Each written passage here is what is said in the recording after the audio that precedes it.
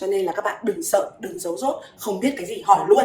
Hỏi người này không được quay sang hỏi người khác, hỏi người khác nữa, hỏi người khác nữa, rồi cũng cuối cùng cũng sẽ có người trả lời cho bạn.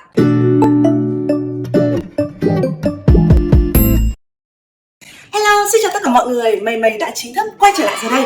Cũng đã lâu lắm rồi kể từ khi My ra vlog. Và My đã nhớ là My hứa với mọi người là sẽ ra vlog thường xuyên các thứ. Nhưng mà thật sự nếu mà tâm sự thì 2 năm trước là thời điểm My ra vlog đầu tiên. Lúc đó My chỉ là một cô bé vừa mới ra trường, vừa mới thi xong cuộc thi Hoa hậu Việt Nam 2018. Mà bản thân My thì chắc chắn là không muốn vào showbiz rồi. Cho nên là My nghĩ là mình thật sự là phải mau đi tích lũy kinh nghiệm và làm việc tại một môi trường nào đấy. Và thật may mắn là My đã được VTV nhận vào làm thực tập sinh. Và thời gian đó thì My thấy là mình thật sự là cần phải tập trung và dồn hết 100% sức lực để thực tập cũng như là học việc để theo đuổi cái công việc này. Và My đã chính thức ngừng ra sản phẩm vlog. Và sau khi đi làm được một thời gian, đến hiện tại là cũng hơn 2 năm rồi, thì My cảm thấy đây mới chính là lúc mà My có đủ kinh nghiệm cũng như là có đủ kiến thức sống để có thể chia sẻ với các bạn ở trên kênh vlog của mình. Và ngày hôm nay, thứ đầu tiên mà mình muốn chia sẻ với các bạn nhất đó chính là 11 điều cần phải làm khi mới bắt đầu một công việc mới. Điều đầu tiên khi bắt đầu một công việc mới hay là tiếp cận đến một môi trường mới, chúng ta cần phải làm đó chính là dọn dẹp lại Facebook cá nhân của bản thân mình. Trong xã hội hiện nay thì Facebook dường như đã trở thành một cái name card điện tử của chúng ta ở trên mạng xã hội. Hầu như là tất cả mọi thứ đều được công khai và bất cứ ai cũng có thể tìm ra được Facebook của chúng ta khi mà biết họ, tên cũng như là địa chỉ, rồi là những nơi ta từng học, rồi là cả số điện thoại nữa. Cho nên là có một cái trang Facebook thật là sạch sẽ, chuẩn chỉnh và dường như nó đại diện cho hình ảnh của chúng ta sẽ rất là có lợi cho các bạn. Bây giờ hãy thử tưởng tượng khi mà bạn bước chân vào một môi trường mới, gặp những người đồng nghiệp, gặp sếp của bạn, rồi ai cũng sẽ hỏi bạn Facebook của bạn là gì để mà add friend, để mà dễ dàng liên lạc cũng như là add vào những cái nhóm group công việc. Vậy khi họ nhìn thấy trang cá nhân của bạn, tự nhiên lại nhìn thấy một cái bức meme hay là một cái post gì đấy thời trẻ trâu của bạn chẳng hạn, và bạn lại up lên đấy, thì họ sẽ nghĩ gì? Chắc chắn họ sẽ nghĩ là cô này là một cô vừa mới ra trường, quá trẻ con và cực kỳ thiếu kinh nghiệm và có thể là không đủ khả năng cho công việc này, hoặc là cái công việc mà bạn có thể sẽ được cân nhắc. Ngoài ra, ngoài những người đồng nghiệp hay là sếp của bạn thì bạn sẽ phải add friend Facebook với khách hàng của bạn để có thể dễ dàng liên lạc để trao đổi công việc. Khi mà họ nhìn thấy điều đấy thì chắc chắn họ cũng sẽ đánh giá thấp cái đơn vị mà bạn đang hoạt động. Và điều này sẽ làm cho bạn mất đi rất là nhiều cơ hội. Cho nên là mình khuyên thật lòng là hãy dọn dẹp lại trang cá nhân Facebook của mình. Chỉ share những cái thứ cần share và chỉ những cái bài đăng mà chúng ta thật sự cảm thấy cần thiết để bồi đắp thêm cho hình ảnh của chúng ta. Ngoài ra thì còn có trường hợp là có nhiều bạn nghĩ rằng mình profile của mình up nhiều portfolio lên, mình có tham gia rất là nhiều hoạt động các thứ, mình bày hết lên đấy, nhưng mà nó sẽ chỉ khiến cho người khác khi mà nhìn vào sẽ nghĩ là ok, bạn rất là năng hoạt động đấy, nhưng mà bạn là một người khoe khoang, rồi là bạn để mọi thứ nó quá dài dòng và đôi khi bạn tham gia những cái thứ nó không liên quan đến nghiệp vụ và cũng như là cái cơ quan đoàn thể mà bạn đang hoạt động hiện tại, thì điều đấy cũng rất là dở. Cho nên là chúng ta hãy chỉ show những cái hoạt động mà chúng ta đã tham gia ở trên trang Facebook liên quan đến công việc của mình.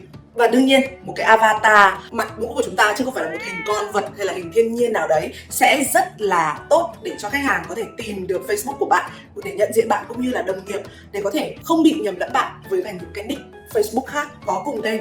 Thứ tiếp theo mà chúng ta cần lưu ý đó chính là trang phục khi đi làm.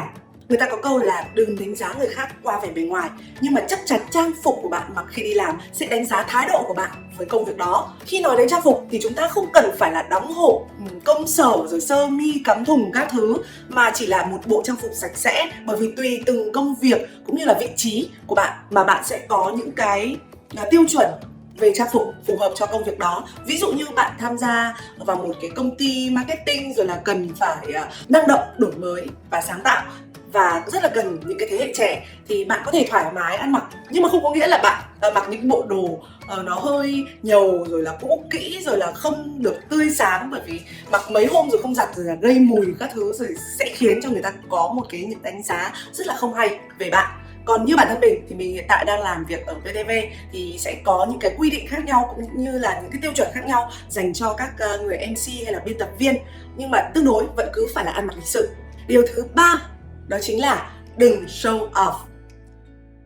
Có rất nhiều bạn đi làm với một tâm thế là mình được giới thiệu vào đây hoặc là mình làm ở đây cho vui thôi, và nhà mình cũng đã có quá nhiều điều kiện rồi. Nhưng mà mình muốn thành thật xin chia sẻ với các bạn đó là ở một môi trường công sở, có những người thì làm việc vì muốn cống hiến, muốn đóng góp, có những người làm việc vì miếng cơm manh áo, có những người lại làm việc vì đam mê. Nói chung là rất nhiều lý do mà mọi người làm ở đây. Nhưng cái thứ mà mọi người quan trọng nhất đó chính là năng lực của bạn và khả năng tiếp thu cũng như là thái độ tích cực của bạn tại cái nơi mà bạn làm việc. Chứ không phải là bố bạn là ai, rồi là bạn xách túi gì, rồi là bạn đeo đồng hồ gì, rồi nói chung là đủ thứ. Mà thậm chí khi mà bạn làm những điều đấy, bạn thể hiện bản thân theo cái hướng như vậy thì sẽ thậm chí còn khiến cho người ta có những cái nhìn nó không hay về bản thân mình. Đặc biệt là khi bạn chỉ là một đứa vừa mới ra trường và vừa mới bắt đầu công việc và bạn hầu như là bạn không biết gì về cái công việc mà bạn được giao cả và bạn mới đang chỉ học việc thôi, thì cái việc đấy nó sẽ rất là gây bất lợi cho bạn. Cho nên là khi mà đi làm, đừng quan tâm là hôm nay mình đeo túi gì, rồi bố mình là ai, rồi các thứ rồi so đo với mọi người, mà hãy thật sự là học hỏi và muốn thật sự phát triển tại cái nơi mà bạn làm việc. Điều thứ tư đó chính là hỏi tất cả những cái gì mà bạn không biết. Không có một điều gì tệ hơn cái việc mà giấu dốt cả. Khi mà bạn vừa mới ra trường thì sẽ không ai nói là bạn ôi con này đúng là không biết một cái gì, và người ta sẽ càng đánh giá cao hơn nếu như mà bạn có tinh thần học hỏi. Nếu như mà bạn không hỏi, bạn cũng chẳng nói chẳng rằng, bạn không biết làm, bạn cứ im ỉm đi, bản thân bạn đầu tiên là bạn sẽ không phát triển được. Thứ hai là người ta cũng đánh giá không cao về bạn, bảo là ô cái bạn này mới vào mà không có tinh thần đóng góp, không muốn chia sẻ cái gì, rồi là không thấy chủ động trong công việc gì cả. Thì đấy sẽ càng khiến bạn tụt lùi mà thôi. Cho nên là các bạn đừng sợ, đừng giấu dốt, không biết cái gì hỏi luôn. Hỏi người này không được quay sang hỏi người khác, hỏi người khác nữa, hỏi người khác nữa, rồi cũng cuối cùng cũng sẽ có người trả lời cho bạn. Chính vì thế chúng ta đến với điều tiếp theo, chủ động xung phong trong mọi công việc. Tại sao mình lại bảo là phải chủ động xung phong trong mọi công việc, trong khi đó bạn mới chỉ là một người mới ra trường, không biết một cái gì? Vậy tại sao phải xung phong? Bởi vì khi chúng ta xung phong ấy, không có nghĩa là những người đi trước, những vị tiền bối cũng như là sếp của mình bắt mình là một phát mình phải biết làm hết tất cả mọi thứ. Mà khi bạn chủ động xung phong, tức là bạn đang chủ động được học việc và được trải nghiệm cũng như là lấy kinh nghiệm, để rồi mai sau bạn có thể tự tay làm những cái việc đấy. Và khi mà bạn không chủ động trong mọi công việc thì cũng như cái điều ở trên mình nói, mọi người sẽ không bao giờ đánh giá cao bạn. That's it. Và đó, mình cũng muốn dẫn đến điều thứ 6, đó chính là chủ động đề xuất, đóng góp tất cả những ý tưởng mà bạn có thể nghĩ ra. Ví dụ trong một cuộc họp chẳng hạn, tất cả mọi người đều nghe sếp trình bày về một dự án, chuẩn bị tới đây chúng ta sẽ làm, xong rồi tất cả mọi người đều im đi, bởi vì không ai muốn dám đưa ra cái chủ động, cái đề xuất của mình chẳng hạn. Nhưng mà bạn là một người mới, bạn cũng làm được một thời gian rồi, và khi mà bạn đề xuất cái ý tưởng đóng góp đấy, sếp sẽ cảm thấy là bạn này cũng có nghĩ tới tập thể, cũng có nghĩ tới dự án, cũng nghĩ làm thế nào để cho công ty của mình, cơ quan của mình phát triển lên. Và thậm chí nếu như mà ý tưởng của bạn đề xuất có sai thì bạn chắc chắn sẽ được nghe feedback từ tất cả mọi người, để từ đấy bạn sẽ rút kinh nghiệm và càng học được nhiều hơn nữa. Bởi vì sao? Chúng ta đang ở trong giai đoạn học việc cơ mà, chúng ta đang tập tẻ bước đi ở trong một cái môi trường mới. Cũng như My thôi, My phải mất đến khoảng 1 năm rưỡi thì My mới thật sự quen được với cả guồng quay của công việc. Mà thậm chí hiện tại My vẫn đang học hỏi mỗi ngày. Cho nên là không tội gì mà chúng ta không dám sai, mà chúng ta đừng sợ sai. Chúng ta hãy cởi mở hơn để nhận lại được những cái kiến thức mà thật sự cần thiết đối với chúng ta. Tiếp theo, cực kỳ quan trọng, đừng bao giờ trả lời những leader của mình hay như sếp của mình những câu như là em không làm được hoặc là em không biết làm.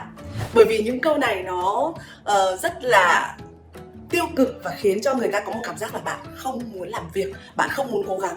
Bởi vì nếu như bạn không biết gì, bạn có thể hỏi, bạn không làm được gì, bạn có thể học. Và việc bạn trả lời những cái câu hỏi khẳng định là tôi không làm, tôi không biết làm như vậy sẽ chỉ khiến lần sau, ví dụ có một ý tưởng mà bạn biết làm chẳng hạn, phù hợp với bạn, thì bạn chắc chắn sẽ không được giao cho công việc đấy. Bởi vì người ta đã quá quen với một cái tư tưởng là ôi bạn này không biết làm gì đâu, bạn này không làm được cái gì đâu. Bởi vì những cái câu trả lời đấy của bạn. Thay vào đó, khi được nhận một task nào đấy hơi khó so với bản thân và bản thân có thể sẽ chưa thể làm được hết những cái điều mà task đấy yêu cầu, thì bạn hãy khoan trả lời là không biết làm hoặc là không làm được, mà sẽ bảo là hãy trả lời rằng điều này bạn có thể chưa biết làm nhưng mà bạn sẵn sàng học hỏi và nhờ sự giúp đỡ của người giao việc đấy cho mình, thì đó mới thật sự là một câu trả lời chuẩn xác trong trường hợp này. Và để làm được tất cả những điều My nói ở trên thì thật sự cần đến cái điều số 8 này, đó chính là chủ động giao tiếp và xây dựng các mối quan hệ tại môi trường mình làm việc. Bởi vì sao? Những người ở trong cùng phòng của mình là những người đồng nghiệp, những anh chị đi trước, những vị tiền bối. Bởi vì đấy là những người mà mình sẽ học được nhiều nhất, chứ không phải là sếp của mình. Những người đấy chắc chắn là những cái người mà sẽ giúp bạn tăng kinh nghiệm nghiệp vụ ở trong cơ quan. Và mình không bảo các bạn là phải nịnh nọt rồi là mua quà cáp các thứ trong việc đồng nghiệp, mà chỉ cần là đủ tôn trọng các anh chị, rồi là ngoan ngoãn, lễ phép vào chào hỏi, cống hiến công việc, và thật sự là có tinh thần đóng góp tích cực trong một đoàn thể. Vậy là các anh chị đã rất là welcome rồi. Tuy nhiên có một lưu ý cực kỳ to lớn, và đó chính là điều thứ 9. Đó chính là đừng chia sẻ quá nhiều đời sống cá nhân của bản thân với đồng nghiệp. Tại vì sao?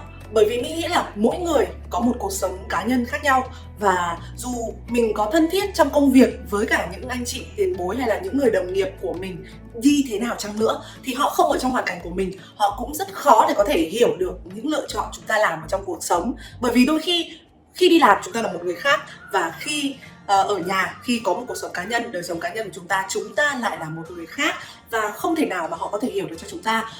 Và những cái điều mà bạn chia sẻ dần dần nó có thể là con dao hai lưỡi, có thể khiến chúng ta thân hơn với những người đồng nghiệp, nhưng mà cũng có thể là điểm yếu của chúng ta bất cứ lúc nào. Mình sẽ không nói là những người bạn đồng nghiệp của mình sẽ sử dụng điều này để làm điểm yếu, rồi là lôi đi nói xấu mình rồi các thứ, nhưng chỉ đơn giản là họ không hiểu cho mình, cho nên là họ có một cái suy nghĩ sai lệch về bản thân mình thôi. Tất cả là bởi vì họ không phải là chúng ta, họ không ở trong cuộc sống của chúng ta, cho nên là hãy cố gắng giữ cái gì của mình cho riêng mình và cho những người bạn thân thiết không cùng một cơ quan. Đấy là điều mà mình thật sự khuyên thành thật các bạn. Đến với điều thứ 10, điều cực kỳ quan trọng, đó chính là khi đi làm đừng bao giờ hỏi lương bao nhiêu, đừng bao giờ hỏi khi nào được tăng lương, và đừng bao giờ hỏi khi nào được thăng chức. Hãy tưởng tượng như thế này, kể cả bạn có đi làm ở công ty đó được 3, 4 hay là 5 năm kinh nghiệm đi chăng nữa, thì chắc chắn sẽ có những người đã từng làm lâu hơn bạn, và họ được ngồi ở cái vị trí này là bởi vì họ tham gia ngay từ đầu và họ hiểu được công ty giỏi cái gì, tốt cái gì, yếu kém ở đâu, và họ được ngồi ở vị trí đó bởi vì họ đã cống hiến cho công ty như thế nào. Và nếu như bạn tiếp tục đem đến được giá trị thì chắc chắn bạn sẽ được trọng dụng, chỉ là điều sớm hay muộn và bạn có chứng tỏ được giá trị của mình cho công ty hay không mà thôi. Tiếp theo là đến câu chuyện tiền lương đi. Jack Ma đã từng nói là năm 20 tuổi thì đừng đi làm vì tiền lương, mà hãy tìm một người sếp tốt, một người dẫn dắt mình và chia sẻ kinh nghiệm để cho mình có thể học hỏi, đi theo, rồi đến năm 30 tuổi hãng khởi nghiệp. Và đây cũng chính là điều mà mình muốn nói cuối cùng, là luôn luôn phải có backup plan. Ví dụ như bạn làm thuê, bạn làm công ăn lương ở cho một tập thể nào đó, thì bạn làm ở đấy đừng có lúc nào cũng chỉ nghĩ đến là mình làm duy nhất một công việc này, và mình luôn luôn phải có backup plan của riêng bản thân mình. Bởi vì sao?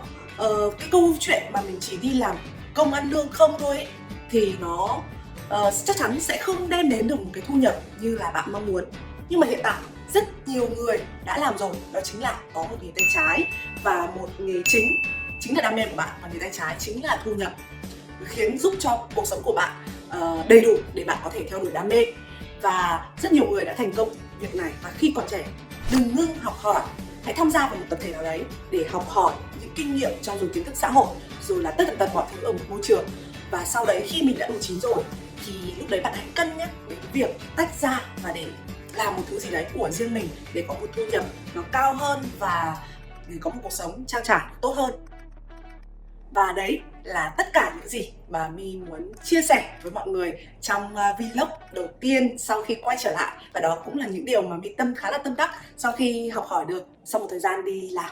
Và nếu như các bạn thích video này thì hãy cho My một like cũng như là subscribe để theo dõi channel của My. Và biết đâu những kinh nghiệm mà My chia sẻ sẽ giúp ích được cho các bạn thì sao. Ngoài ra thì hãy theo dõi các kênh trang cá nhân của My để được cập nhật những thông tin, tin tức cũng như là đóng góp ý kiến của bạn, là bạn muốn nghe cái gì, bạn muốn My chia sẻ cái gì trong cuộc sống. My là một người rất là lắng nghe, và My chắc chắn sẽ rút kinh nghiệm cũng như là sẽ suy nghĩ thêm về những chủ đề mà mọi người muốn My làm, và My sẽ chắc chắn sẽ thực hiện nó.